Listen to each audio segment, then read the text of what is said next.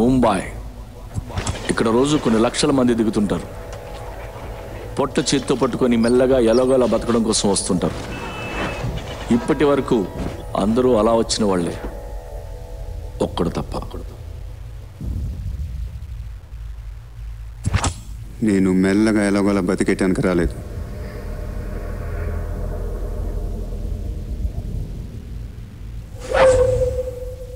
ముంబైని ఉచ్చపోయించడానికి వచ్చాను. ये मुंबई शहर को पेशाब करवाने आया हूँ. इस दुनिया में जितने किसी मैंने कुछ जाना नहीं सीखा नहीं देखो मैंने मुंबई